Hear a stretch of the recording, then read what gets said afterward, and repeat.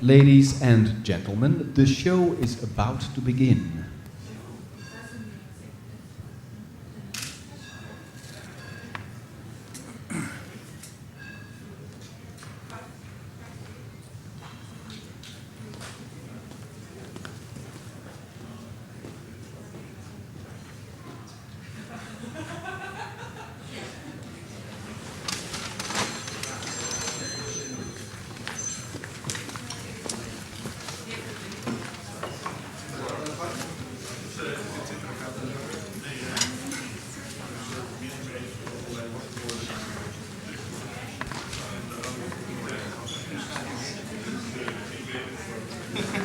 Mingle with the VT coffee.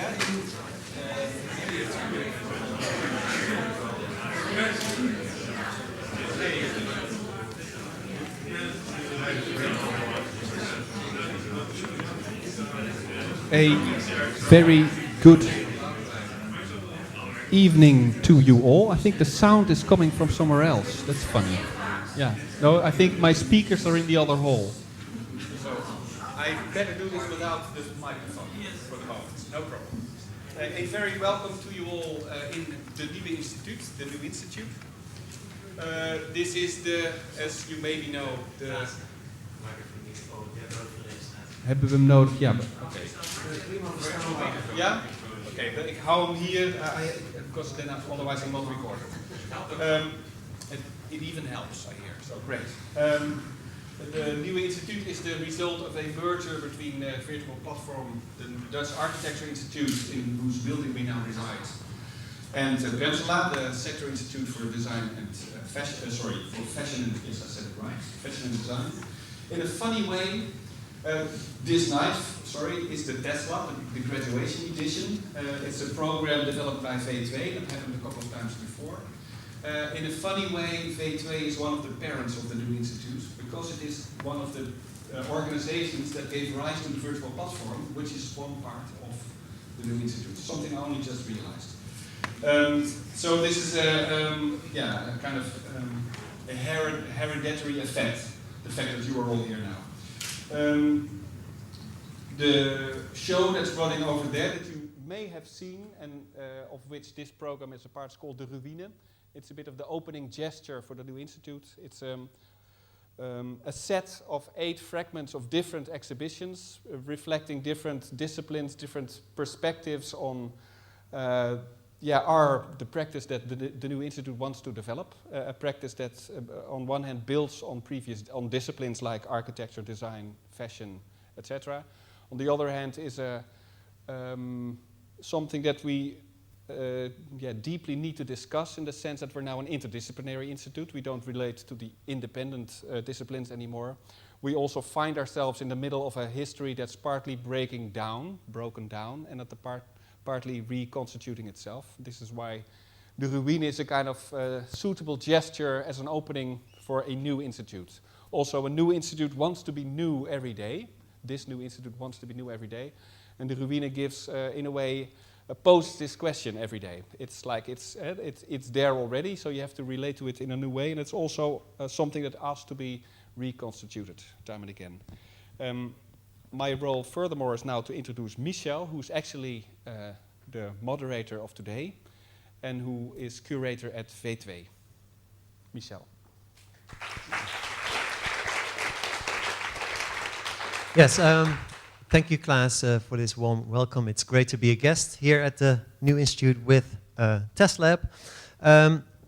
I think that I see a lot of familiar faces, so many people will probably know V2, so I don't need to go into great lengths talking about V2. The only thing that you need to know is that we're an institute for art and media technology based a few blocks down the street. And I would like to also give you a little bit of context to tonight's program. What is good to know about V2 is that at the beating heart of this organization is the V2 Lab, which is a biotope where we bring artists and engineers together, and where, under the guidance of curators and project managers, new art is produced. And this lab has quite a history, but halfway that history we notice we're missing something. We're missing the connection between our lab and what's going on outside on the street, in Rotterdam, but also in the sector in general. So we came up with this interface between what's going on in the lab and what's going on outside the lab in V2, Rotterdam, and the wider world. And that's how we decided, how we came up with Test Lab and how we started experimenting with this format that holds the middle between what's between an exhibition, basically, or a fair, and a social event. So you're going to get a little bit of both in tonight's program. And over the years, we also started to use these test labs more strategically. So we started using them to probe new lab themes, for instance. Or we started using them to engage with new artists in the scene. And basically, that's what we're going to do tonight as well. Both V2 and the new institute, of course, keep close track of all the talent coming out of universities and academies throughout Europe and maybe even beyond.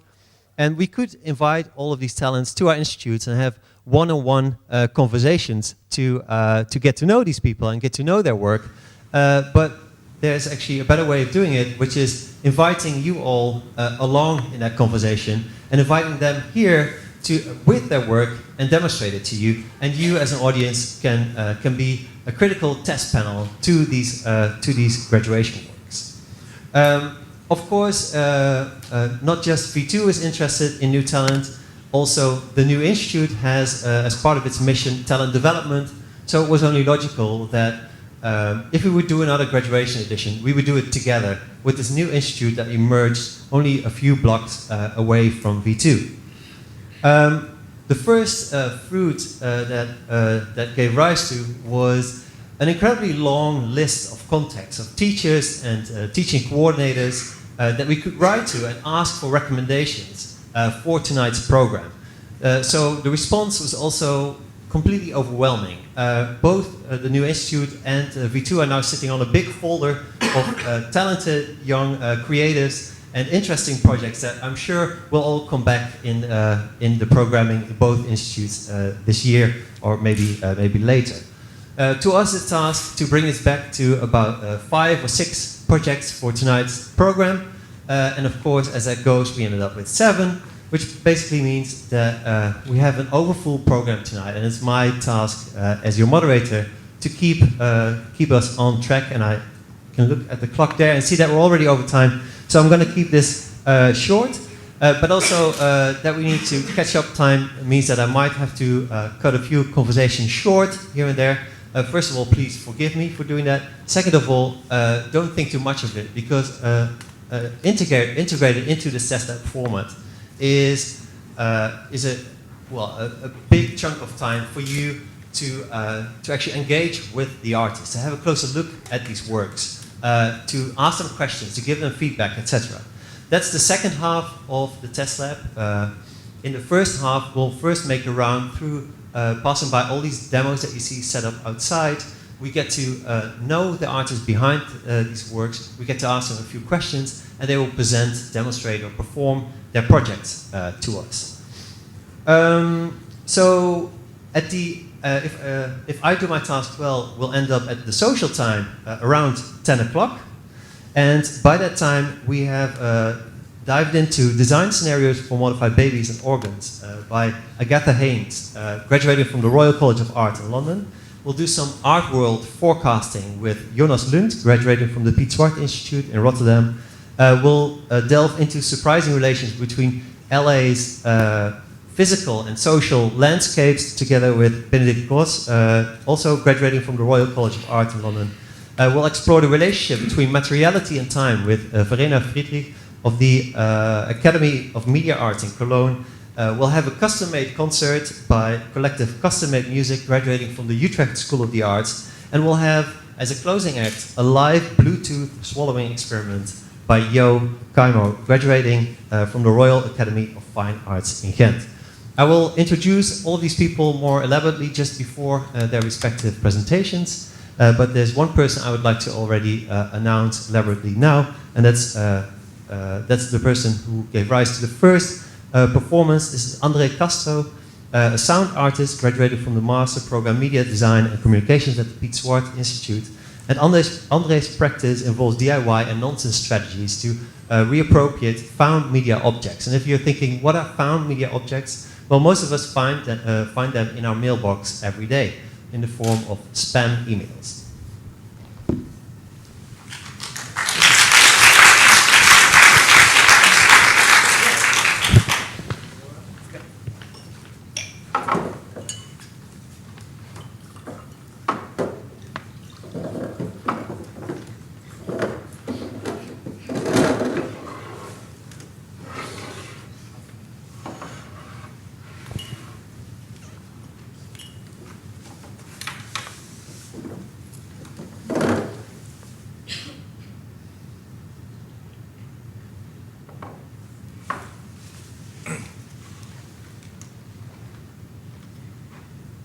I am regretting all of that attitude towards my fellow. I heard from the doctor that my condition has become. I honestly pray that this money, when transferred, will be. I have already willed few of our properties to our. I'm currently sending you this mail from my sick. I have come to find out that wealth acquisition without.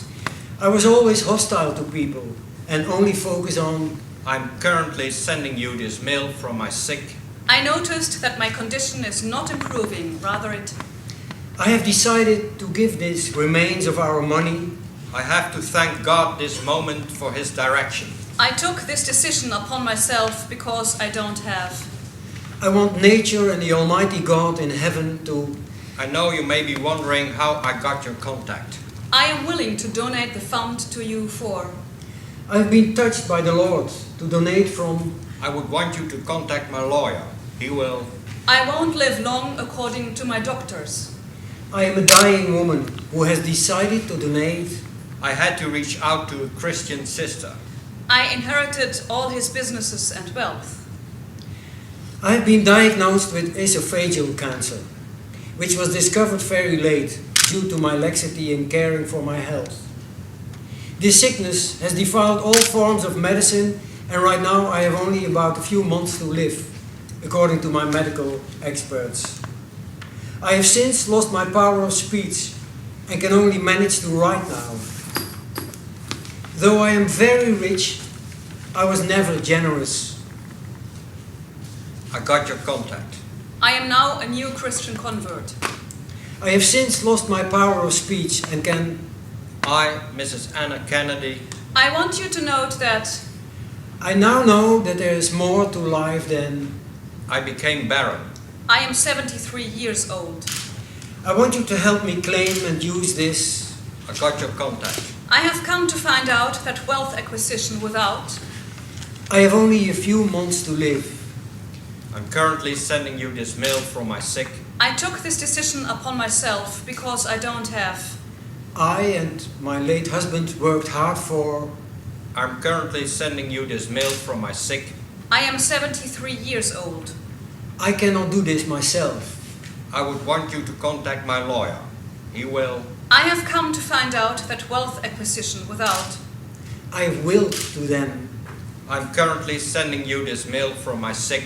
I am now a new Christian convert. I was never generous. I know you may be wondering how I got your contact. I took this decision upon myself because I don't have.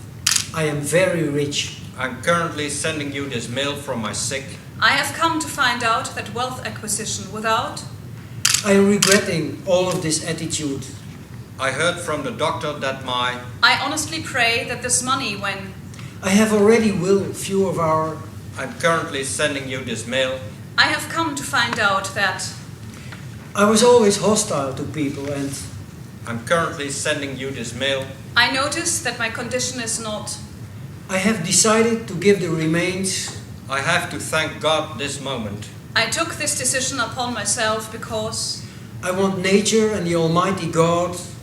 I know you may be wondering how I am willing to donate the fund. I have been touched by the Lord. I would want you to contact my. I won't live long according. I am a dying woman who has. I had to reach out to. I inherited all his businesses and wealth, and when I noticed that my condition is not improving, rather it gets worsened by the day, I decided to divide part of this wealth to contribute to charity and the development of the churches in Africa, America, Asia, and Europe. I selected you after visiting the internet, and I prayed over it. I am willing to donate the fund to you for charity, the less privileged, churches, orphanages, and widows, propagating the word of God and to ensure that the house of God is maintained. I have been diagnosed. I am now a... I have since lost my power of... I want you. I now know that there is more. I am. I want you to help me claim. I heard from the doctor that I am willing to donate the fund. I have only about a few. I am willing to donate the fund. I and my late husband. I took this decision upon myself because... I cannot. I know you may be wondering how I noticed that my condition is not... I know you may be wondering how I want you. I know you may be wondering how I am now a... I had to reach out to. I took this decision upon myself because... I am regretting all. I heard from the... I honestly pray that... I have already will. I'm currently sending. I have come to. I was always hostile. I'm currently sending. I noticed that my... I have decided to. I have to thank. I took this decision. I want nature and... I know you may be. I am willing to. I have been touched. I would want you. I won't. I am a dying. I had to. I got. I have since lost. Mrs. I know now that... I am 73 years. I want you to... I have to thank. I noticed that my... I have only... I know you may be. I won't. I noticed that my... I cannot do this. I am 73 years. I have willed to... I know you may be. I was... I took this decision. I am... I would want you to contact my lawyer. He will inform you on what to do. Contact him with below details. Barrister Barney Gabriel. Email barristerbarney.gabriel@yahoo.com. Telephone +44702402649. You're blessed. May the Almighty God remain with you. May the Almighty God remain with you. God is the ultimate giver. God is the ultimate giver. Greetings in the name of our Lord Jesus Christ. Greetings in the name of our Lord Jesus Christ. Propagating the word of God and to ensure that the house of God is maintained. Propagating the word of God and to ensure that the house of God is maintained. May the grace of our Lord Jesus Christ. May the grace of our Lord Jesus Christ.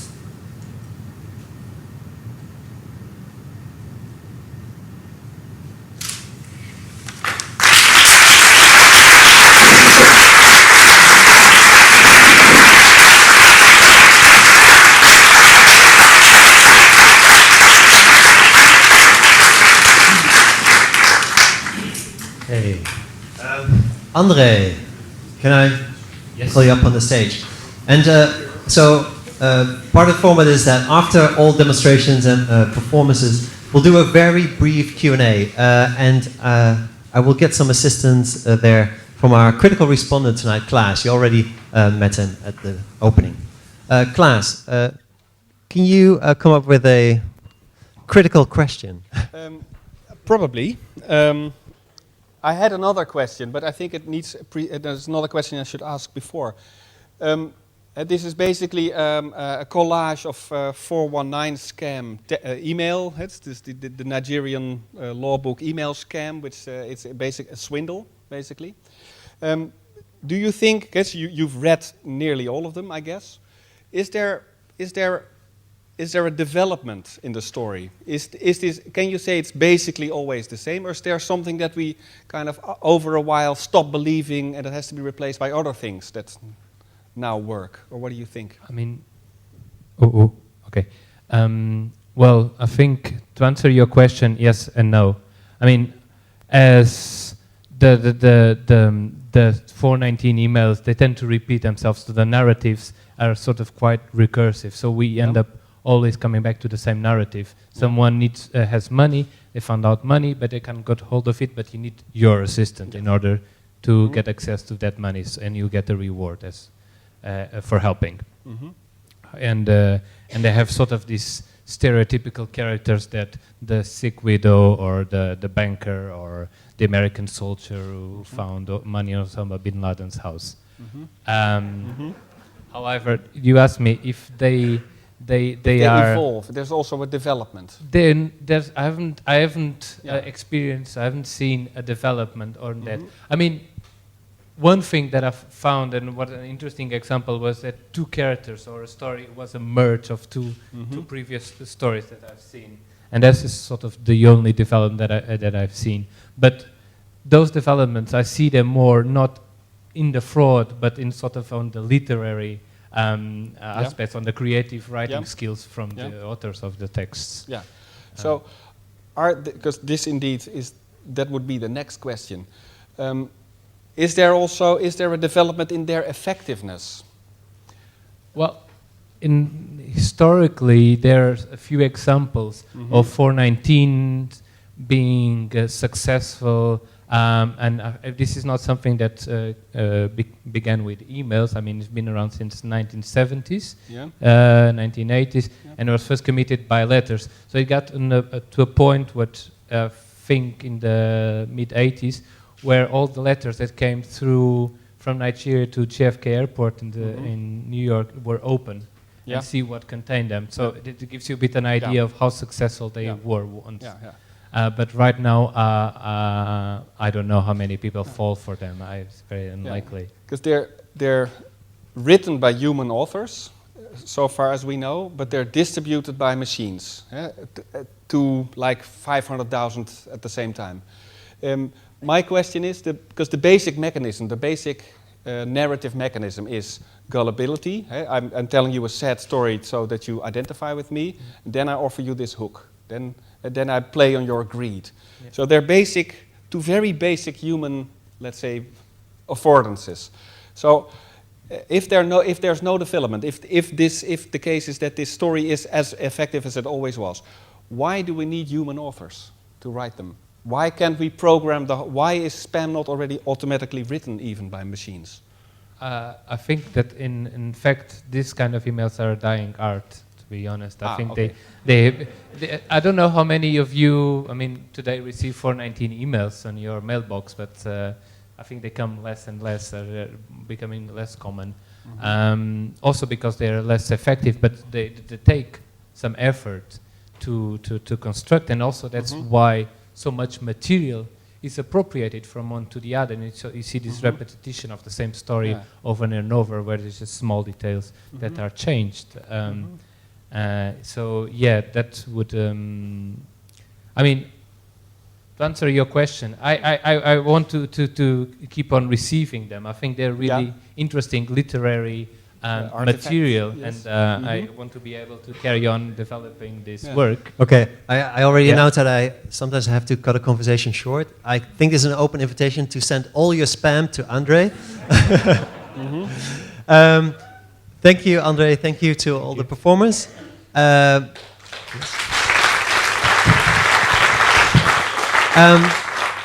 We're going to move to the space outside of these doors, but I'm going to make two comments before we do that. One is, when you end up at the back side, so you're not all the way at the front and you can't see everything, don't worry, we have big screens set up with live images, so if all's well, you should be able to follow the details from any angle. And secondly, we have quite a bit of camera equipment spread out through the space. So there are tricky wires running back and forth. So make sure that you don't trip over them. Yes? So now I invite you to join me to the space next door.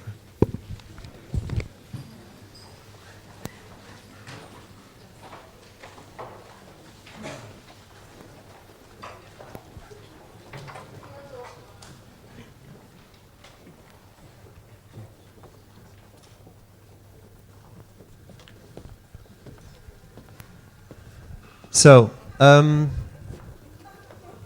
while you're gathering around here, I would like to introduce the people behind me as a group. They are custom-made music. A group of composers and sound artists graduated from the Department of Music and Technology of the Utrecht School of the Arts, and they will be presenting some self-made instruments and software in an unconventional concert format. Well, we didn't have time to put the full concert in this sort of presentation part of the program, so you're going to have to wait till the end of the program when we close off the demos. Then they will give a full performance. But we would like to take a moment for you to, or for them to introduce themselves to you and also their instruments. And I would already like to say that their concerts later on, they describe as a mix of contemporary acoustic music induced by abstract electronics and beat-oriented music that flirts with pop music. Just to make sure that you come back afterwards to see the performance. I have 5 members here of Custom Made Music: Thijs Ham, Gagi Petrovic, Diane Verdonk, Erik Magnet, Roald van Dillewijn, and I promised them 1 minute to introduce their project and 1 minute to give us a sample of what it sounded like. So I'm going to start with Gagi right here. Gagi, what did you make for your graduation and what does it sound like? Well, I created a duet for alto flute, which will be played by Albert here, and my computer system I wrote. So I approached the computer as a musician, so that's what I did. Okay. And can we have a sample of it? Yeah, sure. Yeah. Just a demonstration of what it sounds like. You will hear the piece later on.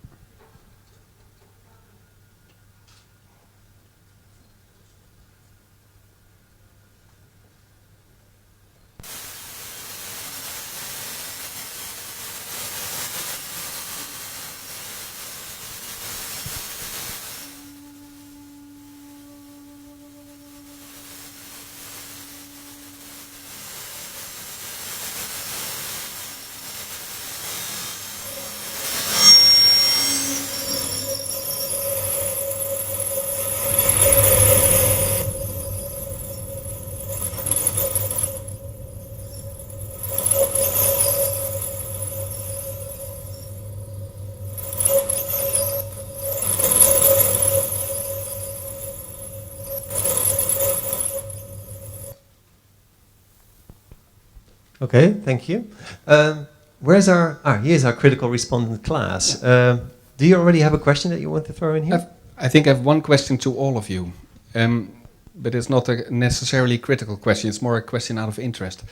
What is your idea about the distribution of agency? Because traditional musical instruments put a lot of agency in the human player. They are the person that plays and that actually expresses himself, herself over the instrument. But with these electronic machines, there's a lot of, you've actually answered the question already, there's a lot of agency in the machine, but this always seems to be a trade-off. So the principal question is it possible to have an expressive player that plays with a machine that has its own agency, or is it always one or the other? Is it the machine as player or the machine as instrument? I guess it's different for all of you. Yeah, I think both can be the case. But in my case, both the machine, as you call it, or the computer, and Albert have their own ways of interpreting my composition. So you actually also have an agent. Yes. Actually, I have 2. So You the have computer 2, is exactly. interpreting live, and Albert is interpreting live also. Okay. Thank you. And they are equally, Yes, they are. yeah, equally present. Thanks. Yeah. We're going to move on to the next one. Erik, can you tell us what you made and what it sounds like? Yeah. And we have to move away a little bit from the speaker here to make sure. All right, cool. Well, this is the first prototype of the Guitar Star. It's based on the guitar, as you can see, because it's kind of like the shape and stuff. The main thing, well, what took a lot of time to build is this thing over here. It's a touchpad, which is made out of fabrics, and it's a multi-touchpad, but it's also pressure sensitive, so it's quite new, I think. And with that, in that way, I want to explore the way of playing really with your hands and stuff, also with guitar, but then play electronic sounds. Actually, that's it. Can you give us a sample? Yeah. Wait, I have to. Oh yeah, this is the first prototype, so it's not actually how it's going to sound, but it's just a test patch. So there we go.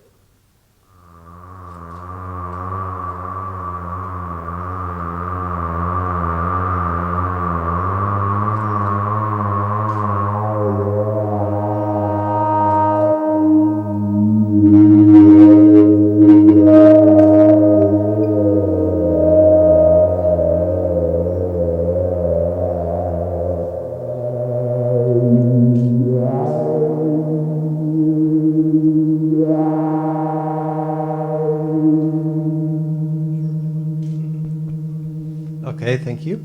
For the sake of time, I'm heading to the next one directly. Diane? Diana? Yes. Hi. I made this controller. It's called La Di Antenne. It's a tool for me to create electronic music with. What I do is I connect different parameters to this one string. I'm a cello player and a bass player, so I tried this so it's kind of familiar with me.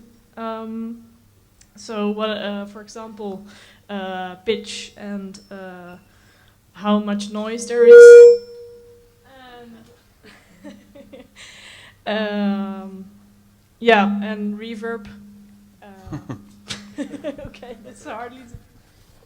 Yeah, and are you going to give us a sample? Yeah.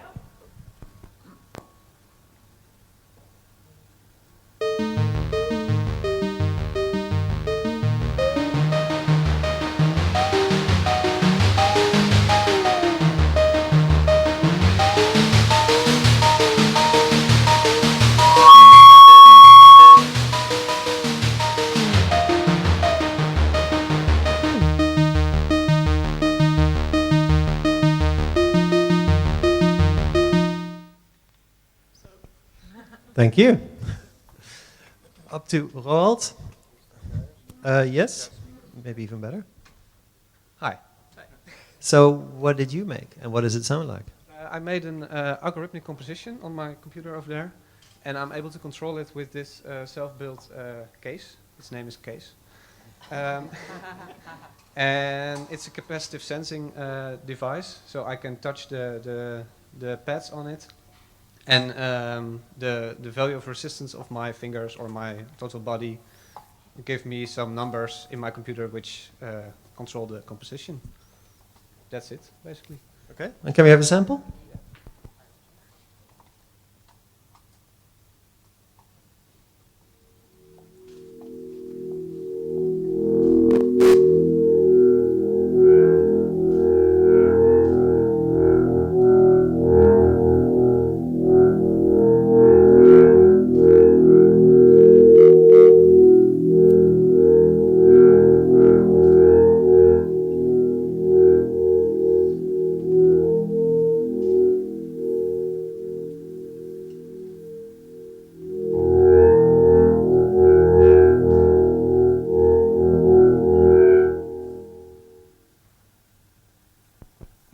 Okay, thank you.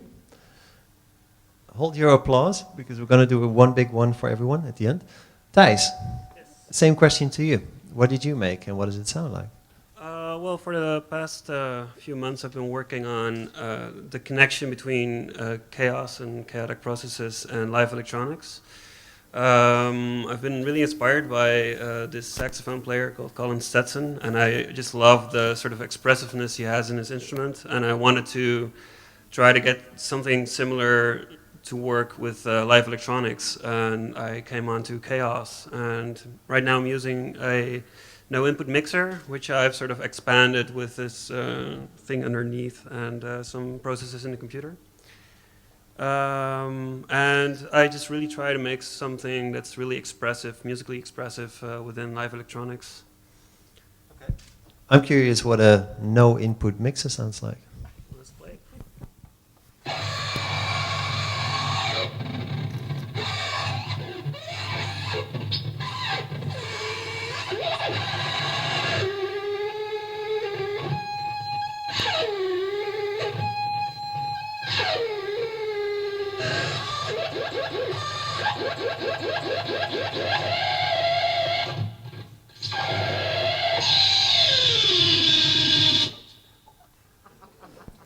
Thank you. This is the time for your applause, yes.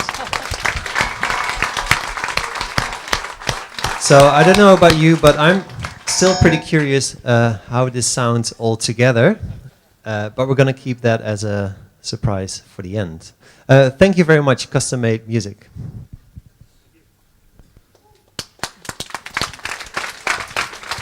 We're going to the next demonstration, which is here, and I'm going to try to move behind the speaker. And this is where Verena Friedrich will present her work called Vanitas Machine. Verena develops concept-driven artworks that explore the relations between the body, science, and technology, and she uses electronics, digital and sculptural media, as well as biological material. And Verena is actually already a bit of a rising star in the media arts, but now it's one with a postgraduate degree from the Academy of Media Arts in Cologne, on the basis of this work, Vanitas Machine. Thanks for the introduction and for the invitation to be here. Yeah, as you already said, I will present my work Vanitas Machine, and just to put it in one sentence, it's basically this experimental setup with which I aim to make this candle that you see in the middle of the machinery burn as long as possible by technological means. Following my previous project, I was dealing with the human body and its potential alteration by biomedical and biotechnological means, and also with the prospect of life prolongation. And this is when I became more and more interested in the relation between materiality and time, especially organic material. But this project actually only started when I came across a specific image that I hope we can see here now. So this is actually a picture. This is the picture of a so-called candle clock, which was used in the Middle Ages, for example, in monasteries to structure the time of the praying hours. As you can see here, it's basically an ordinary candle that has been put in front of a scale. So when the candle is lit, you can actually read out the time based on the material consumption of the candle. And what I actually liked about this object is, on the one hand, just very simply, this contrast between this presumably this exactitude of the scale and this organic material on the other hand, because when you look at it, you will probably say, okay, this can probably never be very precise. So on the one hand, there are probably irregularities in the material, or there might be environmental factors like air currents, etc., which make it burn in an irregular way. What I also liked about it is that this is actually unique. So every candle can be only used once. Once it has burned down, this process cannot be returned. And somehow, then I thought, that's kind of interesting. Isn't this method to measure time more related to us humans than other time measurement devices that we use, like, for example, clocks with circular displays or digital displays, which refer to the general world time and which suggest that time goes on and on independently from us.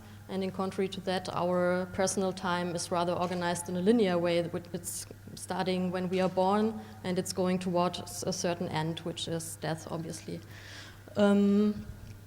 Related to this thought, I then soon came across the fact that candle is also one of the classical vanitas symbols. So as you probably know, especially here in the Netherlands, vanitas symbols are objects such as skulls, fading flowers, perishable foods, timepieces in general, but also candles, which are supposed to remind the viewer of his or her own death, but also about the transience of life in general and the certainty that all things will come to an end.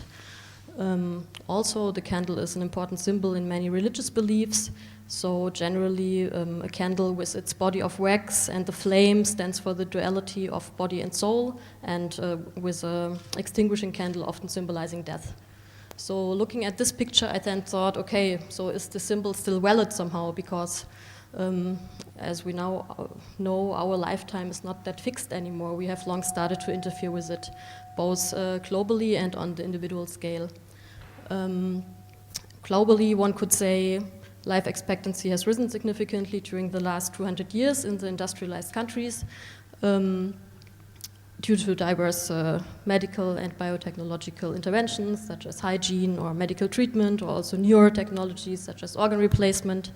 And individually, there's also a lot of information around about how we can keep as fit as possible, which is related to what we eat or how we exercise, generally these kind of lifestyle things somehow.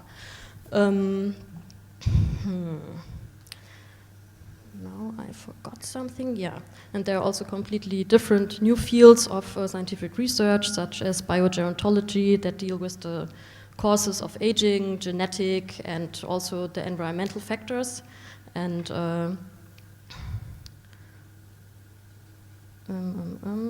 yeah, generally one can say that aging and death have become biological phenomena to be studied and conquered. And so there are also certain specific theories of aging that I was interested in that are rather controversial actually, which this setup refers to a little bit. So what I'm actually doing here is, well, I was thinking, how could I do this? How could I transfer this in a contemporary form? So on the one hand, one could manipulate the material of the candle directly, so change its molecular makeup or change its environmental factors. And I started to go for the latter basically first.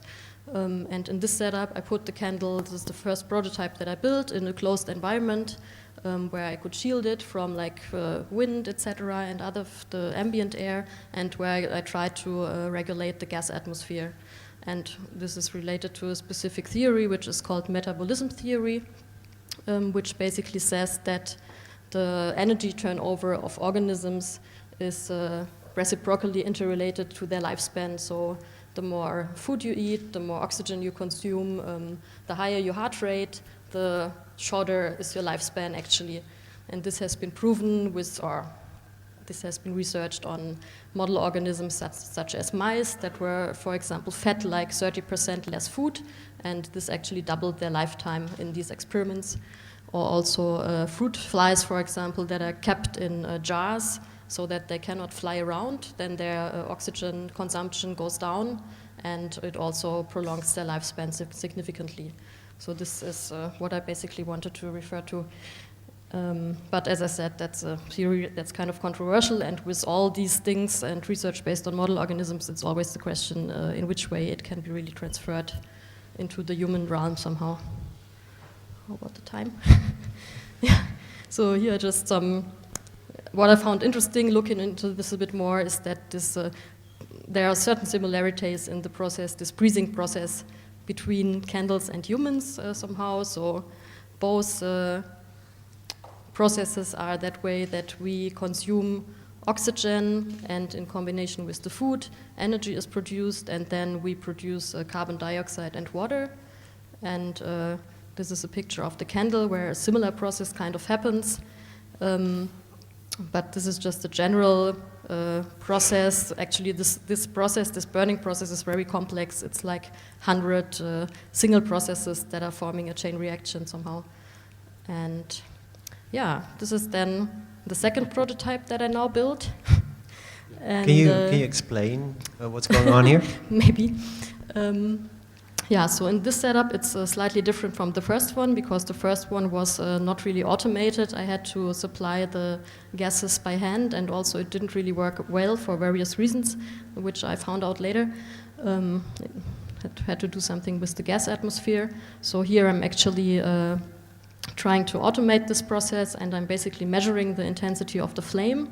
And the idea is basically to keep the flame as low as possible and hereby prolong its lifetime. And so I try to precisely regulate the air supply that goes into the machine. And yeah, that's basically it. And there's also... What are these two things next to the flame? So behind the candle there's a sensor which gives information about the intensity of the candle. So there are several ways to measure this. That was the only setup that worked so far, because it's all very dependent on different factors. You have heat into that jar, in that jar water is produced, etc. So it was quite difficult to measure. These are kind of sensors that react to the heat radiation of the candle basically. And this other thing with this black top. This is actually where the air comes out, also quite close to the candle. And yeah, hopefully it will burn a long time, but we'll see. How long will it burn? Well, I really just finished this setup, so what I probably should do is, I haven't really made like complete measurements. I really have to compare everything, also in comparison with a normal candle. I haven't really done this yet, but as far as I could now, it probably burns like 30 to 50% longer at the moment. But it's really totally dependent on every small detail you change, so it could probably be more depending on the setup. Okay. Klaas, do you have a question? Yeah. There seem to be two ways to read this setup. One is the opposite of live fast, die young. Like, so live quietly and prolong your life. That could be read as the message. The other one is, if we want to prolong our lives, we need a lot of extra machinery around our basic metabolism. Are they both intended?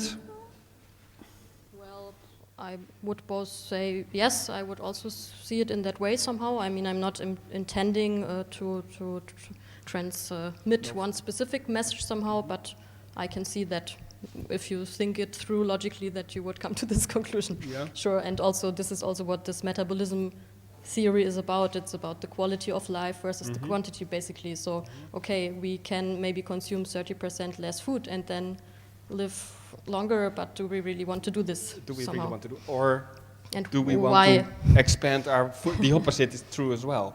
Expand our ecological footprint For and example. include a lot of extra machinery into prolonging our lives. That's another question. Is this economic? Because also in this economical, because also in this setup, like, what does a candle cost and how much does it cost to keep it running like this somehow? Just for the simple wish to make it last somehow. Is there? I would advise all of you to also have a closer look because it's quite an ingenious machine. But is there perhaps a short closing question in the audience?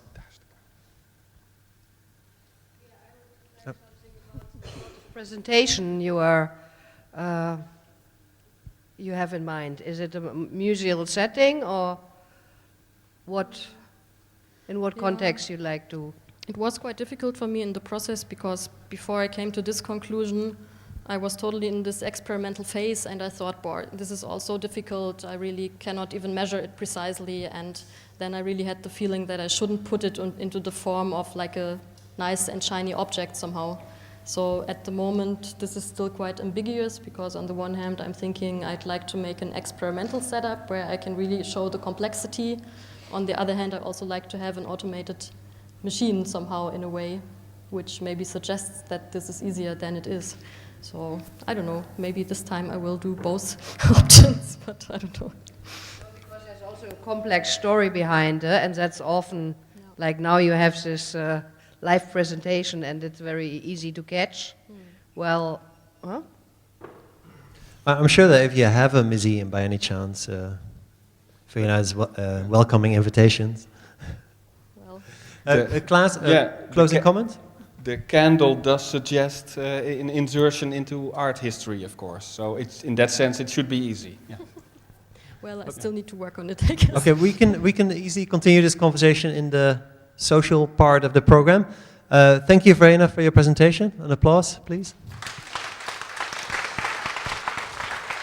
And we will move to the next demonstration right on the corner here. Check, check.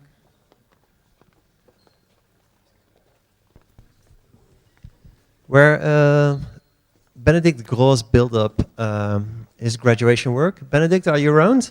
I'm behind you. Oh, you're behind me. Okay, that's good. Then I'll announce you while you come to the front. Benedict is a speculative and interaction designer that is fascinated by the relationships between people, their data, and their environments. Driven by the desire to understand those relationships, he believes that design can improve people's lives. That is a bold statement. Bold statement, yes. Benedict graduated in design interactions from the Royal College of Art in London on the basis of this project, LA Pools, which started from the seemingly useless investigation into the number of pools in LA. Yeah, hi, I'm Benedict. Most of my presentation is on the projection, so maybe. So come over here, guys. So yeah, hi, I'm Benedict, and I just graduated from the Royal College of Art. That's our studio. And my second year was all about reading and writing landscape, just to put that in context, and I'm presenting the first project, which is about reading the landscape. And it's called the Big Atlas of LA Pools. And you mentioned it already, so in our first year at the Royal College of Art, we always do a trip abroad. Our trip was to LA, to California. And while I was like flying in with the plane, I saw all those zillions of swimming pools, and I was like, wait a minute, this is crazy. This is supposed to be the desert. And then this kind of burning questions arise. How many swimming pools are in LA? And then I quickly checked whether there's a data set available for that, and turned out to be there is no data set available. So I put that on my to-do list, kind of, that would be cool to do, to check that. And then I did nothing, but over the summer I was in Boston at MIT Science City Lab, and I've met this guy, Joey. I'm collaborating with him, and he's a geographer, and he said like, okay, I have no idea how to answer that question, but he organized a scientific satellite imagery data set, which is the stuff on the left.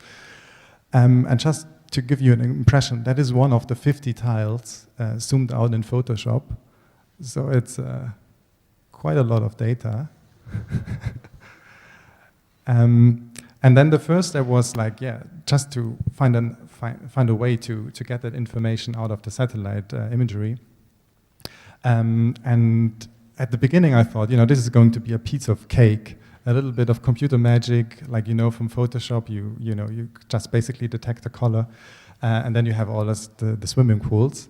But it turned out to be a nightmare. I mean, I tried it really hard for 1 week, but I ended up just with digital glitch. So I was really desperate. I thought, I can't answer the question. But then, at the same time, I stumbled across services in India, like that one. It's called it's clipping path, and I thought, maybe these guys can help me. So a clipping path service is, if you go to Amazon and you buy something, then normally all the products are in front of a white background, and basically those people, or like all online shops, basically either do it by themselves or use a service like that. So you send over a file, and then they trace out the product for you. And I thought, maybe I can harvest that. So then it took me quite a while then to figure out the right instructions, how to use or maybe to abuse that service.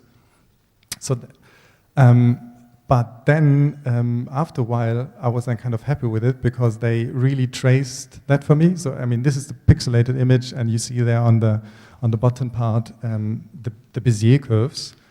So, the first answer was 65,200 traced swimming pools, and I had also like a really bad conscience because I did not pay a fortune. And from then on, I took this question kind of serious because I thought, if I can start with something cute like a swimming pool in LA and suddenly stop at globalization, cheap labor exploitation in India, I should take the question serious and try to make the process to the end. Yeah, that is then the data set mapped, and you see quite a lot of problems, overlaps, and so on. So the next step was kind of we quality checked by hand, 3 or 4 days on our side, on an expert review kind of. And then we send it back again. And then the next step was that we lowered the swimming pool to something like 52,000. But the problem in a way was then with the satellite imagery data set, there's kind of a limitation because, I mean, this is the resolution I provided the people in India, and it's kind of really hard to distinguish then between a blue roof and a swimming pool. But on the other hand, we are all used to kind of imagery like that. You go to Google Maps and then it's really high quality and really, really nice. So then the next step for us was to create another crowd service thing to really answer the question. So we basically outsourced it again to Amazon Mechanical Turk, which is another service where you can outsource tasks. This time we set up a database where people had to flag whether this is really a swimming pool or not. So they had to tick it based on the data from the people in India. And we did it 2 times and cross-checked it and so on. And then the final answer was something like 43,000 and something. Mapped again. But this time, I also, because I had such a bad conscience, I paid them really nice. Yeah? And then the amazing thing was they took it really serious. You know, I've received quite a lot of emails, something like, "Hello, what should we do when half of the pin is on the water and the other half is not?" Or, "Sir, I'm very much interested to do this work, which is very interesting, eagerly waiting for this work hits again," and stuff like that. So, okay. And then after we had this data set, or this kind of unique data set, we thought, we should now, mash it up with other data sets, and also, of course, to make it tangible, because, it was just a data set at that time. And the first thing we did was doing a few posters. For instance, the left side is the satellite imagery. On the right side, it's kind of hard to see with this projection, is then basically the same, but just all pixels sorted according whether it's the sea, whether it's a covered area, whether it's vegetation, or whether this is a swimming pool. Or the other one you can see there on the left. It's basically all the shapes of all the swimming pools overlapped onto each other, and they are just normalized in terms of compass direction. So it's literally just like all the swimming pools, which is really nice because it's a visualization of the average swimming pool. You literally can see that it is 10 by 5 meters. Or we thought, we should really go crazy and map it mesh it up with all other kind of data sets. And it's really creepy what kind of public data you can get in the States. So we meshed it up with, so for instance, we know now whether a sex offender lives on a property with a swimming pool, or like Proposition 8 was a campaign for, so it's like, Proposition 8 changed the constitution in California to prohibit same-sex marriage. And this is a map of all the people who donated money to back up that law, and so on and so on. And the result then was the big atlas of pools, which is basically here. It's just like half of the books. It's around 7,000 pages, and there is for every neighborhood a book with more than one swimming pool, with more than 100 swimming pools, and so on. You can flip through it later on, and we also added a lot of more information, like the water evaporation of that swimming pool, or the building price, or when the house was built, and lots of stuff. And then just a bit of background information to that piece, that video piece. I also stumbled across a movie called The Swimmer with Burt Lancaster, a movie in the 60s. And the story basically is that a guy imagines to swim home pool by pool so that the rivers kind of form a river. And I kind of liked the idea, and all with this data set, I thought, we should use that to recontextualize. That projection is really... So we got our hands on another data set on the left, which is a high-resolution digital elevation model. So you can basically, you have all the information, whether, the digital height of that side. And with that, and with OpenStreetMap, we were able to calculate whether a swimming pool is potentially visible from the street. So like, these are all the pools, and then we just draw a line to the closest point on the street. And then with a digital elevation data set, we could check whether, something like a fence or a tree is in between. And then we cross-checked then the results with Google Street View. And then we came up with like around 100 swimming pools visible in Google Street View. And then we used all those swimming pools and calculated the shortest possible route which visits all the swimming pools, starting in the north at the Griffith Observatory and then ending in the south in the ocean. And then this is then, you can see it here as well. I just show one session. And then we harvested Google Street View imagery and did a stop motion animation with that. and that's the end, kind of. Thank you.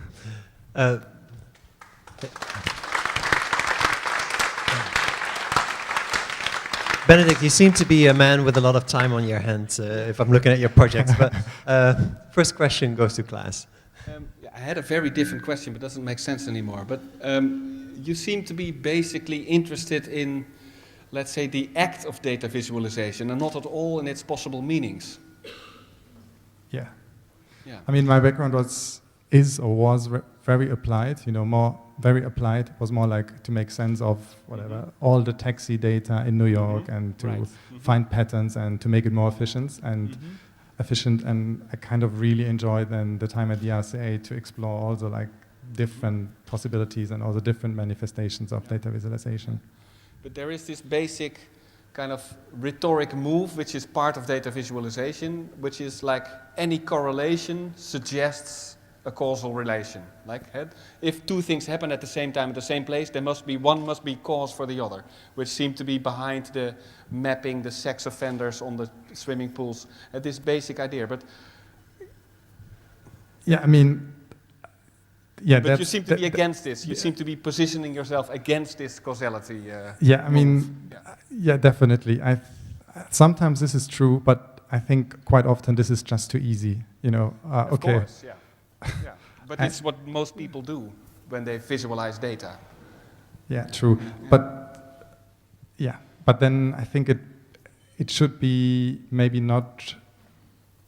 Yeah, I think then maybe the intention of that person changes. Then it's probably more like a data art project, and not like a hard science visualization. I mean, I just would recommend to work then with a data miner, a PhD in theoretical physics. That should do the trick then. No, but I think what you're doing is actually pointing to data visualization as let's say, as a technology to be explored on its own merits, rather than on the merits of what kind of meaning it may yield for another view, which I think is a very important move to be made. Because a lot of people think of data visualization as something that brings meaning or brings conclusions to questions, without critically questioning this method itself, which is what you do. Yeah. I mean, yeah, thanks, and I agree. For me, the main outcome is it is process-based. So this process, and to answer the question and to have so many touch points, from globalization to this creepy data privacy issues, and I mean, it's also kind of amazing that a design student can do that. I mean, sounds like you two can have a long conversation at the end of the event. Is there one question in the audience back here? Can I have a microphone in the middle here? I'm just curious why you got back to paper from data visualizations and in globalization and Google. I mean, the thing with paper is that, and in books, is that it becomes really tangible, and often with a digital map it becomes just the digital representation, or the interactive map becomes another layer of abstraction, and then it's kind of really hard to get it, or it's really amazing. It's a lot of stuff. And I also like the notion of an atlas, like, okay, let's do an atlas of all the swimming pools in LA. That was kind of tempting. Okay, thank you, Benedict.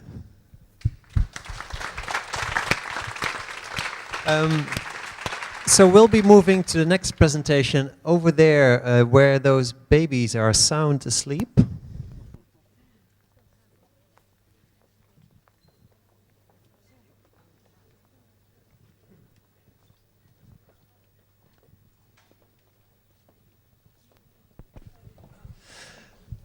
Next to me is another graduate from the Design Interactions program at the RCA, Agatha Haynes, who's working on a completely different topic. The focus of Agatha's work is on the design of the human body, addressing questions such as how we respond to the possibility of our own body as just another everyday material, and how far we can push this still being accepted by society. I have to say, I already got quite a few responses to those questions, just having Agatha's documentation on my desk at V2. So I'm happy to see the real deal here. Take it. Hi, well, thanks. Yeah, I'm Aggie, and as Michelle said, I'm interested in the design of the human body, mainly the future of medical technologies and the potential things that can come from these sort of technologies. So, my work, in a way, you could say the ethics and morals are quite similar to something like Mary Shelley's Frankenstein. So, it's almost looking at the scary new things that can come from modern technologies, but also, you know, the exciting possibilities. So I'm going to start with this project, Transfigurations.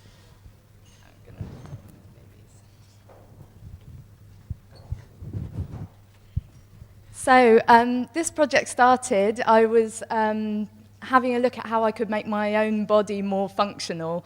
And I started by making a series of facial prosthetics, looking at how I could make myself more aerodynamic for sports purposes. And then this sort of went on to looking at other ways that people have modified their bodies in the past. And I started finding out weirdly that this is something that parents seem to do to their children to benefit their lives. So I don't know if any of you have heard of head binding, but in a lot of cultures, people will bind their head to make the shape of their head more desirable to society. And then I sort of thought about other ways that this is still sort of happening now. So at a certain time, a sort of more pointy head shape might have been more desirable, and now it's sort of like a rounder head shape is more desirable. And then I started going a little step further and thinking, you know, what other functions could you get out of modifying your body? And also, if this is something that you would do to your child, you know, as a baby, you're more malleable to change, so your bone is more, you know, stretchy and pliable. So then I started looking at maybe this is something that you would do to benefit your child, so for health reasons or social mobility or just for beauty purposes.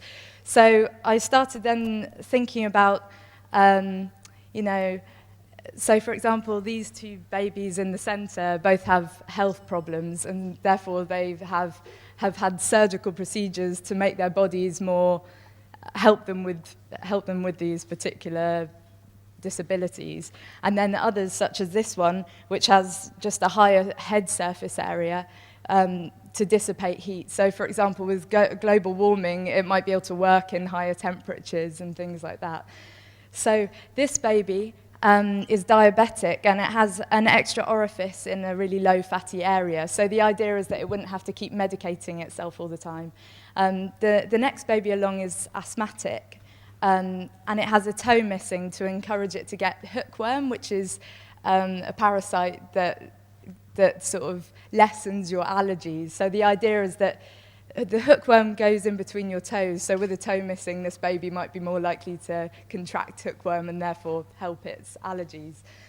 This baby has large cheeks, and the idea with this is mainly for money reasons. So if it goes into a high-stress job, it would be able to absorb more caffeine while it's working, so it can like work for longer hours.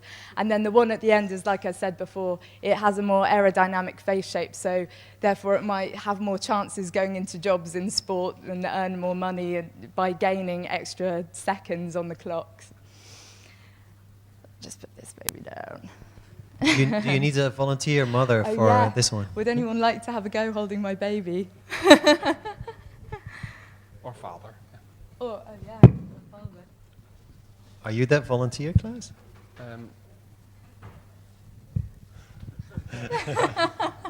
Yeah. Okay. So you have to be quite careful. You might have to put your drink down. Bad father. So yeah, I've tried to weight it slightly so it feels more like the weight of a child.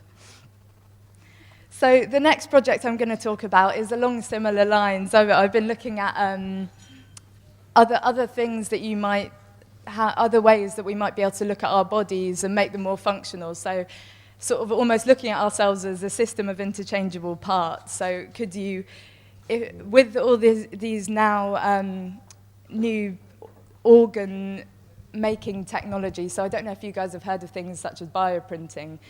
it's basically like 3D printing. You can culture cells and print them in certain orders, which means that you could essentially print cells in, that have different functions together to make hybrid organs that create different functions. So the idea with these 3 organs is that each one is designed for a small demographic of people who are prone to a specific disorder. So this one at the end is essentially like a defibrillator. And the idea is that if you could print cells, potentially you may not only be able to print human cells, you might be able to add animal cells and other things. So the idea with this is that it has a suction pad at the top that would attach to your heart, and a row of cilia cells like that in the human ear that recognize vibrations. And then there's a strong muscular wall, and along the bottom is little globules that contain electrocyte cells, which is like in an electric eel.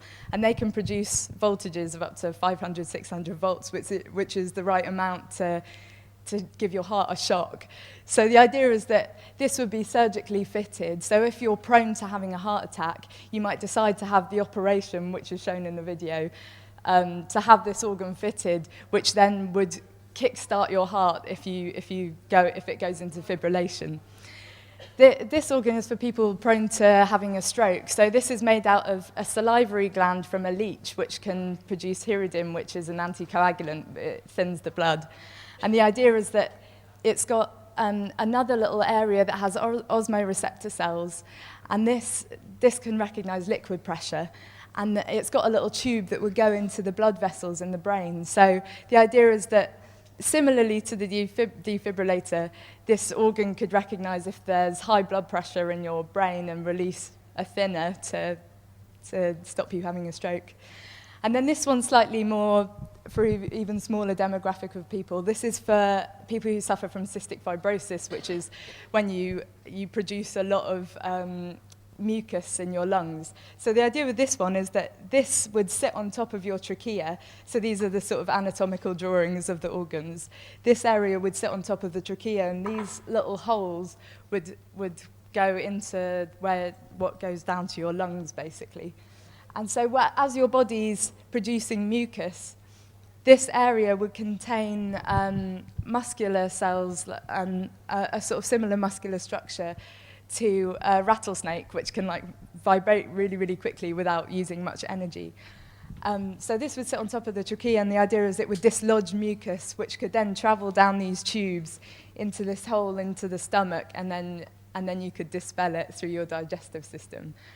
So this is almost looking at, with the new medical possibilities of creating organs, how could you then, commoditize human material, and what sort of people might need, like what sort of companies, like drug companies, might produce these sort of things, and what sort of people might need to have them.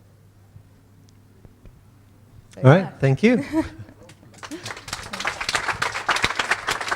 Well, Graham, are you still all right? Are you okay? Yeah. Changing. Thank you. Klaas, do you want to kick off the Q&A? Is there a particular discussion that you're interested in to provoke, and if yes, with whom? Well, it's been quite interesting because during doing these projects, I've had the opportunity to talk to some surgeons and biologists, and it's quite interesting because obviously I'm looking quite in the distant future. So there are certain companies like iStem in Paris who've managed to create tiny bits of skin, but obviously the kind of people that I'm talking to, they sort of seem to think this is quite mad, because I'm sort of almost looking quite in the distant future. If this is possible, then maybe this is possible, and it's almost saying, oh, if you could do, this plus this could equal this in a way. What is your response to that? Yeah. I think it's quite interesting because talking to the public and talking to, biologists, because I'm not from a biology background, so it's quite interesting talking to members of the public who respond to it, more in a visual way, and it's almost quite interesting just opening conversations about, the future of medical technology. But then with with professionals, it's quite interesting, Mhm. you know, saying, well, actually, not many people have tried to actually visualize how these things might look. So are you kind of interested in a discussion with professionals on the future of their profession, or is this because the way you present these is extremely visual and extremely kind of, it seems to be aimed at provoking specific reactions, which is not necessarily the reactions that a professional might have. Yeah. So where is that? I think initially when I started the project, I wanted to open discussions about the future of medical technology with biologists. Yeah. And then now it's sort of changed to how the public respond to these future technologies. So it's sort of like, now it's almost like the question of, would you do this? So, you know, would you do this to your child, or would you have this sort of surgery? Maybe that's a good question also to the audience. Would you do this? Anyone? Is that a unanimous yes or a unanimous no? Which part of the project? Well, let's talk about this baby right here. Benedict. I wouldn't do that, but I mean, the organs? I mean, I wouldn't do that to my baby, probably. Kind of a tough question. But, I mean, with the organs, I think that seems not so far stretched for me. Yeah, and I mean, we have that already, similar things. So yeah. I think that is not so far away, and I think the threshold probably was also not so high. The response probably was not so crazy with the left one, I suppose. Yeah. I think in a way it's almost all to do with desperation. So with the babies, the ones that are for, you know, more money related, people seem to think are a bit obscene, but the ones that are more health related, people seem to think, well, yeah, if my child was ill, maybe I would cut off its toe to make it better, and it wouldn't, you know. Whereas this one, in that way, is quite similar. If you were prone to something, you might then decide to go for that operation, you know, if it was going to make yourself feel better. So in a way, these ones are sort of almost more poking fun at but in that sense, surgery. the point is that these are then less politically sensitive. They're not about ethics, it's about health, right? Yeah, in a way. We all agree we want health, so no problem there. Yeah. But the other ones are more about aesthetics, about money, and then that's where we enter different value systems. So this is my question. Are you interested in those discussions? Or, because these are in that sense rather safe. I mean, they're visually nice, but they're not, they're interesting. And you don't need, they don't provoke reactions like I mean, why did you choose babies and not adults? I mean, all these things seem to be aiming at a specific effect. Why did you cut off the toe of this little baby? In a way, you use guignol technology to what end? Yeah. Yeah, well, I think like by looking at the, you know, things like pushy parents and that how, you know, how with surgery, like the possibilities in surgery of modifying your body, it does make more scientific sense in a way to do it when you're a child, because the operation would take much less time if your bone is softer. You won't remember. Yeah. So in a way, it's sort of a more, if it's to do with engineering the body, it kind of makes more sense to do it when you're younger, but ethically it's a bit horrible in a way. Yeah. No, but your answer is basically you always tend to the non-political. You want to really, it seems to be that you want to position this as something, as just a possibility.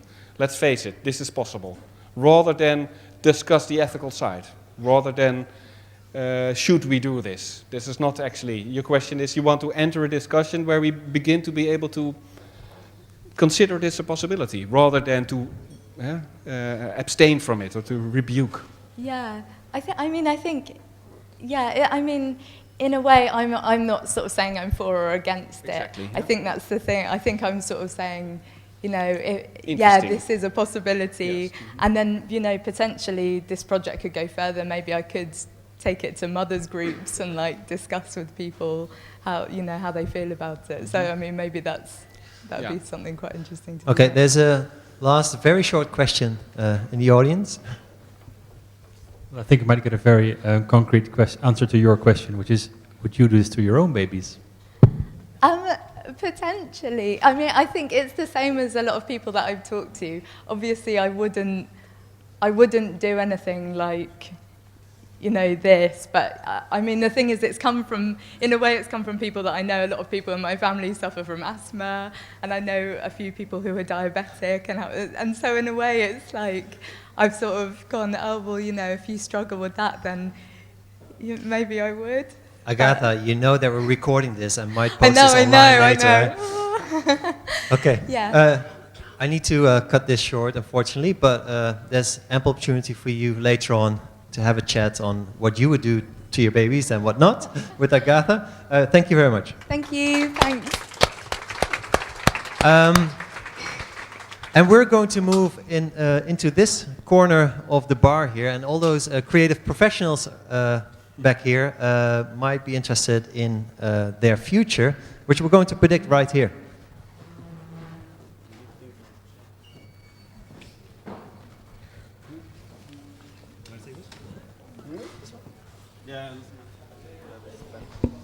So while you gather, I will introduce the person next to me, Jonas Lund, who explores the performance of time within network systems and our shared online experiences. And in that realm, he's been developing a large number of works that relate the web, video installation, and performance, including a work that led him to be the unofficial holder of the world record of most commented Facebook posts.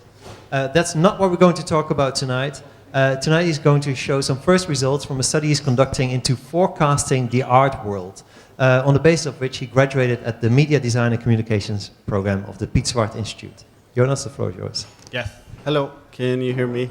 Okay, good. So what's on the screens right now is documentation from the graduation show from Piet Zwart, which is the 10th, which is over there, for those who don't know. And it's showing curators, the top 100 highest ranked curators in the world. And they are organized through this ranking system that I created based on a database of the whole art world, more or less. So over the last 4 months or so, I spent a lot of time making a bunch of scraping scripts to make a comprehensive database of the whole art world. So I can do things like this, for example, create the curators ranking system. This database consists of artists, exhibitions, institutions, galleries, museums, museum directors, curators. There's a lot of people in there. So this was one of the first outcomes of this database, and it's a way of trying to figure out how can you show something which is entirely made up out of scripts and a documentation of a database in a gallery space such as 10, which is a very traditional white cube gallery. And so my solution for this was to make curators in frames, as it relates to the whole idea of the institution. And these are sort of the most influential people in the art world, because these are the people that pick the artists for exhibitions. So it's sort of a nice collection of portraits, and they will stare at you. So, but the curator's rank is not the only thing you can use the database for, and that's also why we're here to show this prediction API. So when you have this whole database of relations, you can create algorithms to do all sorts of things. For example, to try and predict the future of the art world, which we will just switch interfaces to the prediction one. And this one is a generated exhibition, but we can refresh the page to get a new prediction. And maybe you can see it, maybe not. It's gonna select a venue from all the venues available in Rotterdam, and then pick a curator, and then select a selection of artists in relation to this institution and curator. And that sounds sort of complicated to make predictions, because it could just be made up, and who knows if it's true or not. But there's some type of logic behind it, and I can explain shortly, kind of uncomplicated, how it works. So in the art world, there's relations between institutions and artists and curators. So the curator picks the artists for the institutions. And the curator mostly likes to work with nice people, because nice people are sort of nice. and it likes to work with people that are sort of up and coming and have a certain hype around them. So you can look at the patterns that emerge, and you can say, okay, so this person had an exhibition at this place 2 years ago, and now this person, another person had an exhibition there this year, but the previous person will have like exhibitions over there. So it's sort of likely that the second person will have exhibitions there. And like more concretely, let's think of V2 and the graduation test lab series. If you look at the past 3 years, there's been 30% of all the selected people have been from the RCA, and 20% from the Pizzart, and 65% of them male. So then it's sort of kind of possible to predict the future of next year's graduation test lab, because you already know it's very likely there will be at least one person from RCA and probably at least one person from Pizzart. Not only that, you can think of, like, you can even rewind a bit and think of how I came to be at this year's graduation test lab. And then you think, okay, because it's the merit of my work, and that's really good, and that's what made me come here. But it could also be that I met Michel, the curator of the test lab at IBEAM last year in October, when he and Boris was there to introduce V2's test lab.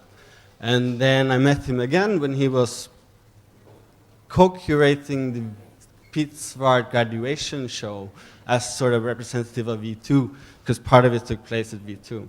So, and then I met him again, and then he recognized me. So I'm sort of pre-approved by IBEAM, because it's a center for arts and technology based in Chelsea in New York, and it's sort of respectable, and a lot of famous people went there. So that could be, but we might never know unless if we ask him. I could give some clarity on that. Could be. Anyways, so this is the current prediction, which sort of, it's not really, and that's why it's also in the test lab, I think, because the prediction API is not really sort of refined yet. Let's say it's quite rough. So the exhibition will be at Cookie Snoo. It will be curated by William Dunlop, and it will feature a bunch of artists, including Marcel Duchamp and Rain Dyer. So that could be, so you better make a picture, and then in the future we see a picture. Yeah, documentation. Yeah, I think that's it. Questions? What are the chances of this actually happening? Let's say it's not unlikely. That's quite a big chance. So based on the prediction generator, like exhibition generator, you can make a lot of predictions. But already if you have more than 50% accuracy, it's like the chance of guessing yes or no. If it's already like 52%, that's already better than guessing. So you only need to be better by like a couple of percent to be better than guessing, and then you can say. Yeah. And then you're predicting. Yeah, exactly. And then you're predicting. It's like predicting the weather, right? Okay. Forecast. Quite like the weather, yeah. Did you verify it? Did you have your test run like, okay, you made secret predictions 3 months ago, set C, or not? No. No, okay. Yeah. There's a professor at the UvA, Olaf Veldhuis, who researches the art market, the economy of the art market. He basically holds that art is not a safe investment, but you seem to be holding the opposite. You are able to predict people's careers, so you hold the opposite position. So there's like many different angles to that one, as always, but let's say one of the sort of background motivations for this was to make predictions, to try and predict auction results, to try and sell that to collector. Not as a tool to collect art, but to sell that to collectors. And you can say, so over the last 10 years, the annual return of art has been around 12%, which is really high. Pretty good compared to the stock market. Yeah, definitely. On the other hand, if you talk about really expensive work, no work sold for over $30 million has been resold at a profit. So collecting art is a sort of investment. I think you're way better off doing real estate. Yeah, but only if you keep it below 30 million. Yeah. Yeah, also definitely. Yeah. Are there any questions among you? I'm ready. Nothing you always wanted to know about the future of the art world? This is your chance. Okay, yeah, there's one over there. Question. If I understand, your predictions are based on past shows. Yeah, that's right. Are you also looking at the trends changing in that, or are these predictions just looking at the past as one thing, not based on time? So right now it's sort of a work in progress. So that's definitely a plan to, because if we can detect an overall, like a general pattern for where everything is moving, that can of course change the parameters for how this one is working. Right. But at the moment, I haven't gotten to that because I got busy with making the graduation show of curators. So. I'm sure that you're all silent now, but afterwards you're going to be running to Jonas and typing your name, right? No? No, that's not possible. It's proprietary. Okay. Could you maybe also think of this happening for an architect or a designer, that you can sort of predict which architect will get the new commission to do this huge thing? Or Yeah, it's going to be them Colas or Crowell, I think. Yes. You already know. It's easier. Yeah. So you don't need a database for that, is the answer. No, but sure, I mean, it's following a logic of relations, so it could be applied to any sort of hierarchical structure like business. It's inspired by the stock market, so surely you can apply it to anything. Klaas, do you have a final question to wrap it up? Not really. No, sorry. We could also just do another prediction to close it. I would like to see another prediction and then maybe next year's test lab or no? Special request. Next year's documenta. That's too big. There's not going to be a documenta next year. All right. Good answer. 100% accuracy. So we have Galerie Beukers, curated by Jon. This part takes a while. Oh, because it's complicated? Yes. With Mark Romanek, Frank Konings, VL Lakda, Ernesto Neto, Mark de Bliek, Donegan Cumming, Dirk Komen, Jeremy Edwards. Tonal, big show this. Abu Akai, Katja Bailovsky. Will this... Does anyone know Gallery Beukers? How big is it? It's not big enough. Yeah, that's a good comment. Yeah, they have 1 year to actually realize this. I have one question. Yeah, how are you going to develop it? Are you going to feed it with reality data? So if you mean the prediction API or the whole art world database? Well, they're related, of course. So yes, that's true. But I was more referring to the prediction API. So are you going to feed it with actual results to sharpen your prediction models? Also, this one is based on the last 20 years of exhibitions through, let's say, around 800,000 exhibitions across something like 100,000 institutions. So then it's more about refining and getting to developing a sort of prediction AI, which takes a lot of time. So possibly. But for the art world database, the next thing that will happen will be a show in September where I will use it as a curatorial advice to generate an exhibition from a subset of artists. Okay. I have two small questions here, one from Tijmen and one back there on the stairs. Do we have another microphone somewhere in the back? No, if not, I'll move over there. Okay. I guess what I'm from the RCA. Yeah, I know. I'm just curious. I thought we were asking critical questions here tonight, and I'm curious whether we're missing the point of this. This is beautiful, but isn't the idea that we're shedding a mirror of the decadence of the art community we are experiencing? No offense to anybody. And are you actually pushing that agenda that you're actually constructing here on a half-baked algorithm?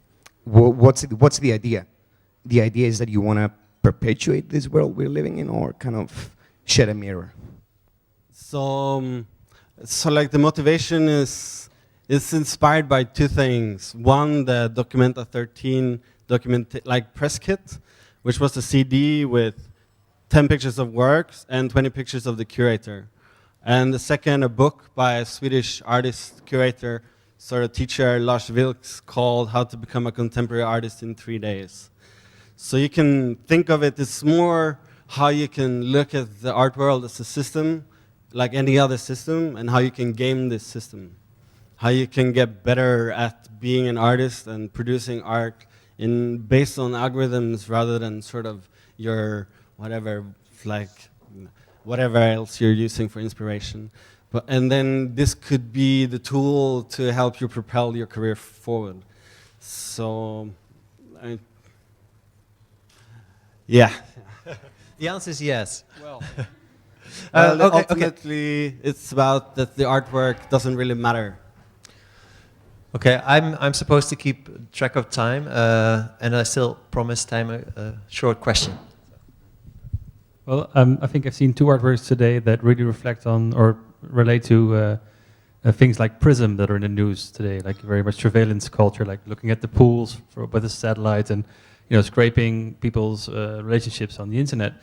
I was wondering, Andreas Broekman once said that a lot of the times media artists are the avant-garde of the control society. We use the same technology and we almost show what you can do with it to these people and they're like, hey, that's interesting.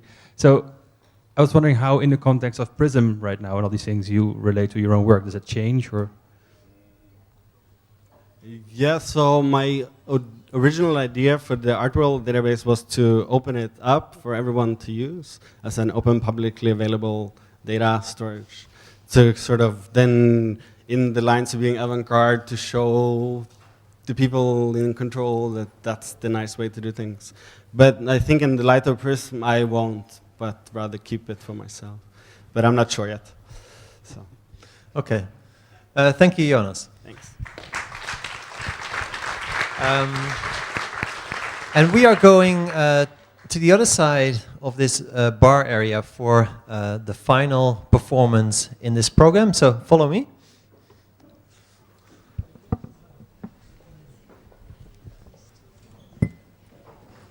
And this is a performance that I'm a little scared of, but you'll see why soon. Next to me is Jo Kaimo, a visual artist, composer, performer, and musician, graduating from the Royal Academy of Fine Arts in Ghent, Belgium. And he uses music and new media to make spatial works that often explore or comment on mainstream new media, such as Skype, Wi-Fi, 3G. But tonight he is performing a performance based on Bluetooth and using his own body as a sort of test bed.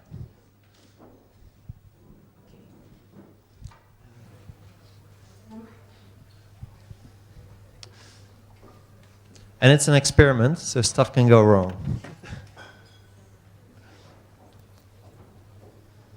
So, should I hold the microphone while you do this? I can use this microphone also. So, okay. I'm gonna read something before. Inner rhythms, exploring the stomach with a Bluetooth call. I will show live the rhythms of my inner, together with the documentary of the Bluetooth. First, I will prepare the launch of the Bluetooth, a Bluetooth headset. This is the Bluetooth. It's a thing that you use to call hands-free for a phone. But now in this event, I show it with a laptop to see my research more. And I will protect it with 2 finger condoms, but I also protected it for my own protection. I cut off the ear of the Bluetooth, so it's easier to swallow and go through my whole body. So I'm gonna prepare first the 2 finger condoms.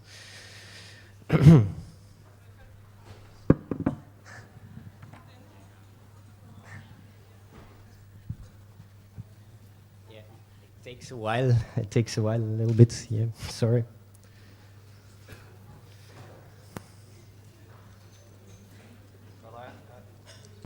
I'd rather have it take a while and you do it properly than the thing getting lost inside your body. Yeah.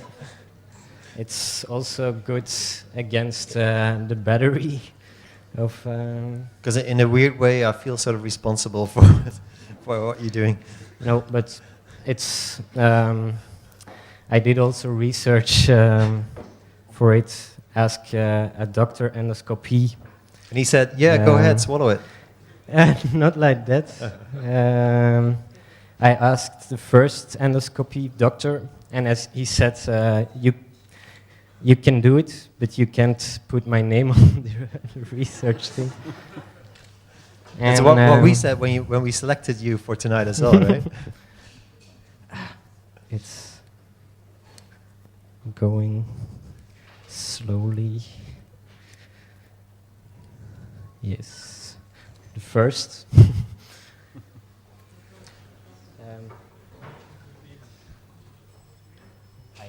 I'll check the sound first. So the sound that you're going to check is actually the Bluetooth device, right? Exactly.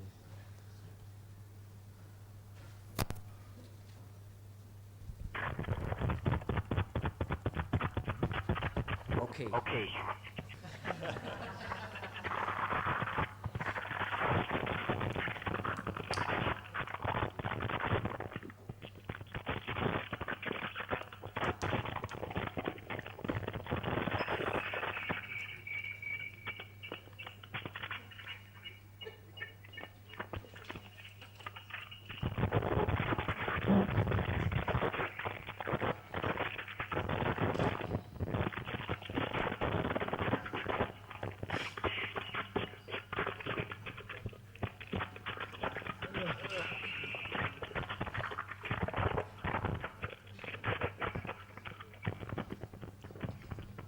Maybe you should have bought them one size up.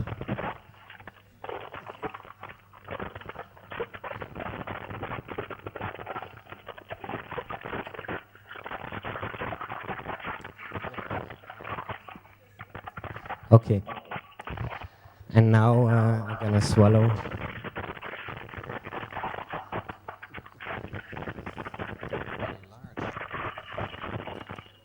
You can still talk afterwards, right?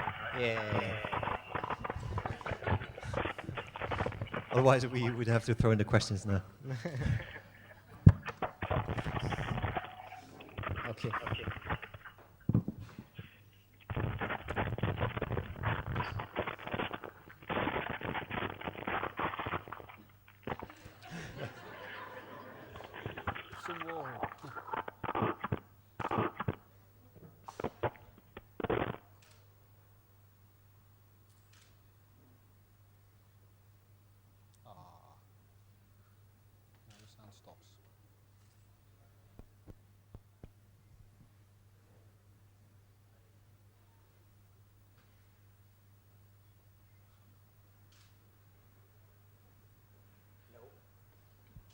What happened here?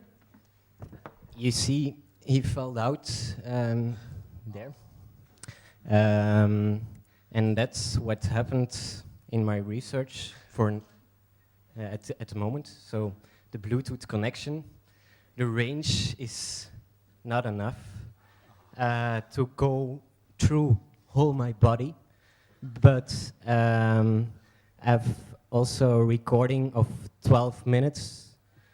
And I'll put this on together with the documentary of the Bluetooth.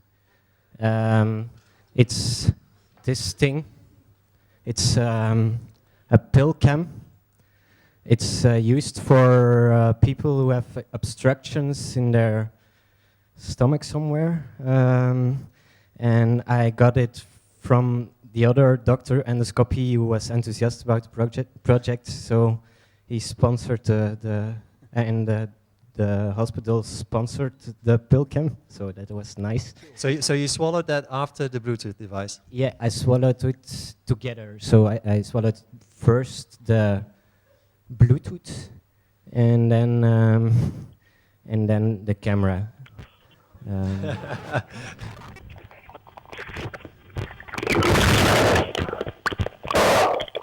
And this is the documentary.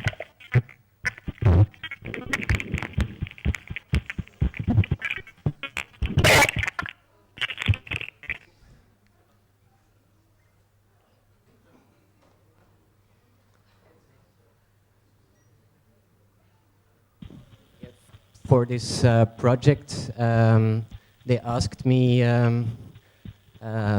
to swallow also the day before. I had to swallow a lot of things where everything goes fast. That's a nice way of putting it. Yeah. And to have a nice view also, because normally it's green most of the time, green, brown. And sometimes you see also in the beginning I have some images of the Bluetooth. So the Pilcam spotted the Bluetooth. And yeah, the first idea with the project was when the Bluetooth range was good, so I could do the whole voyage of my body. I would make an event where you could call my inner rhythms with Skype or with another phone. And that's also something important to my theory about inner rhythms. You can only record or visualize inner rhythms when I'm having a normal day. I don't have to perform, I just have a normal day, and then the inner rhythms will be visualized. This is. But we're actually hearing inner rhythms, right? This is your heartbeat. This is my heartbeat, yeah, at the moment.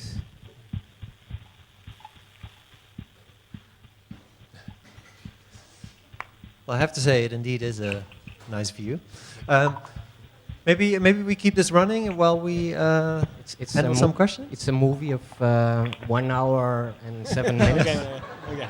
Yeah. But so it you choose. Are we going to watch the whole thing or go into questions? It came from 8 hours and 30 compressed into 1 hour and 7 minutes. So it took 8 hours to go all the way through your body? Yeah. Okay. Okay. What would you do if it wouldn't come out in 8 hours? I was scared, and I was happy that it was going out also. But you don't have an emergency plan? Not really, actually. Okay. Okay, Klaas, Time enough. your question. To me, it seems about the last kind of threshold of mediation. We've mediated everything on the surface and our daily cup of coffee, go to the toilet, whatever. Now the last thing is, this is the last frontier in a way in mediation. And for that it seems particularly important that you use consumer electronics rather than high tech. Exactly, that's it gives a sort of a little critic. Yeah. Use a Bluetooth. Yeah, I could use another better microphone. Yeah. The cheaper, the better in a way. Yeah. You remember Ronald Reagan, who invited the American people on an exploration of his own colon back in the days? He was the president of the United States in the 80s, and he had a darmpolyp, if you remember, and he had to be operated on it, and the camera went with him. Yeah, this was. It seems to be, but you're not referring to Ronald Reagan in that sense, no? Yeah. No. Yeah. Well, you might be. Yeah. Yeah. I don't know it yet, so I have to. I can see it. Yeah. Any other questions? What's happening here? I think I drank something. Okay. Questions? You're just so fascinated by this image, right? Yeah. Yeah.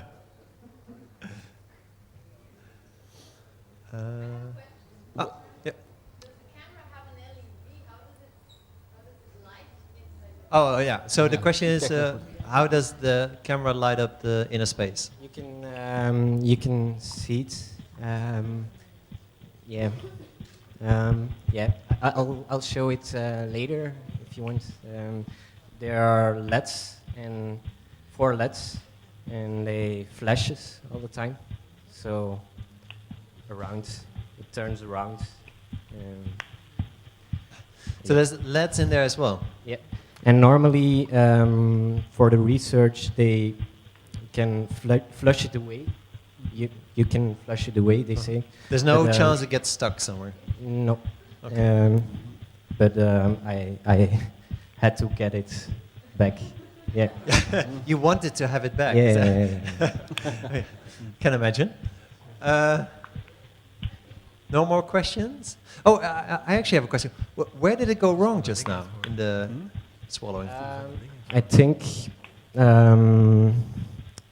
with swallowing,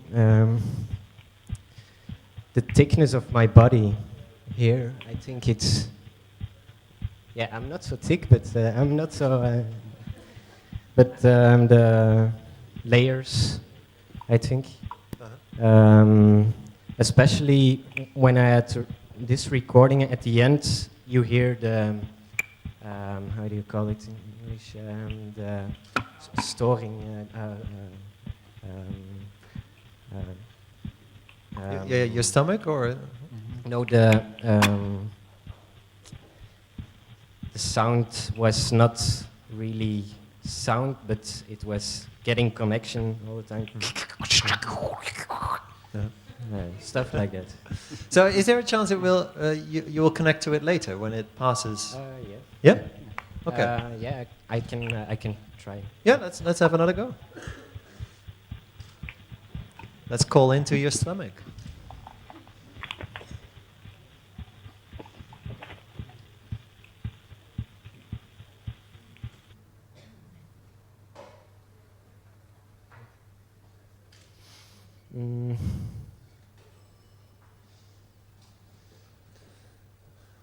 Because it should appear there in the menu, right?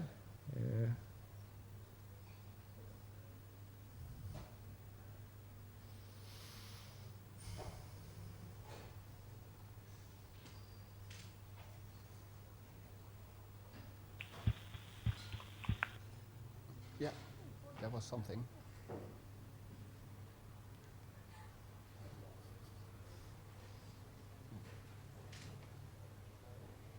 No, not at the moment, but No? maybe later. Okay, yeah. Well, I mean, we still have some social time to go. So maybe this is an invitation to everyone to visit you in the next hour or so, and first check if you're all right, and secondly check if the signals. Okay. Okay. Klaas, a closing question. I was relating to the whole mediation question. Are you going to put this on Facebook? Or it seems to be logic. The next step would be to kind of stream your stomach to, I don't know, Ustream even. I don't know. Yeah. Yeah, maybe because the point seems, in a way, it's framed as now something extraordinary, but your point seems to be, this should be the ordinary. This is this is the bottom line. Yeah, I have another project where I could put it in the streams of consciousness, all streaming together, and I could stream my stomach. That's yeah. Okay, we're looking forward to that. First, thank you, Yo.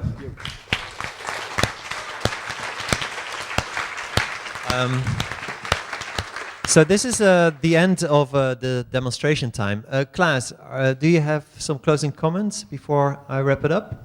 I should have asked that before. No, sorry. No, I'm really.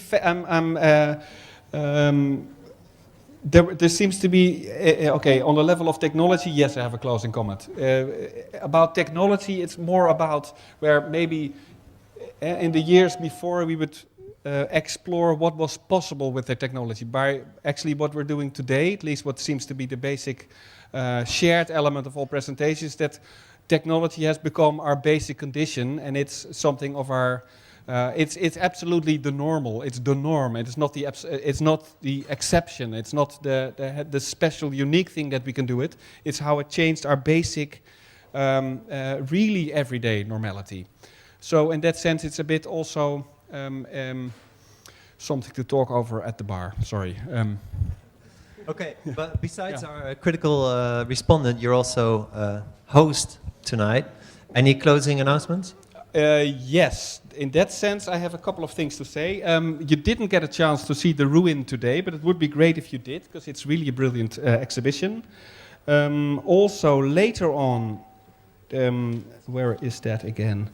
At 5, there's a couple of live programs still part of the Ruin Unraveled program. That's a total recall presentation by Dirk van der Heuvel about actually the current state of memory, actually architectonical memory. This is on 5th of September.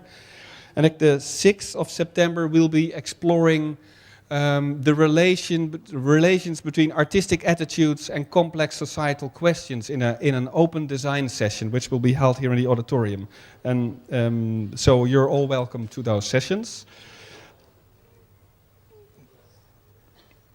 That's it. Okay, thank you, Klaas. If I could add to that, just repeating that this is not the end of the evening. It's just we've seen all the projects, the project performed, pitched, shown to you. This is the time where you go back to these projects and speak to the people behind these projects to ask those questions that you didn't dare to ask in the plenary session. I would like to make a few closing announcements. One is that the bookstore has been open all night for you to browse books. But also if you're interested to see the V2 books that are on display in there as well, if you want to know more about V2 publishing.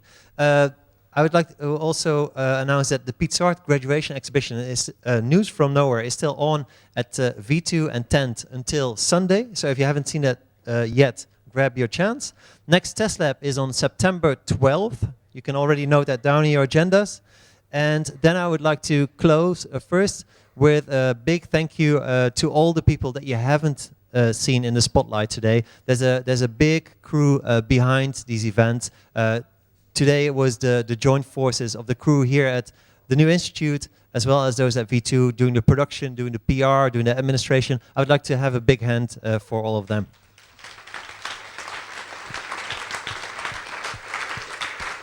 And then truly the final comment is a big thanks to our presenters, performers and speakers tonight. André Castro, Agatha Haynes, Jonas Lund, Benedict Gross, Verena Friedrich, Jo Kaimo, Custom Made Music. And the last, the Custom Made Music is of course still going to perform that concert that we promised around the corner here. Thank you all speakers in tonight's Test Lab, the Graduation Edition 2013.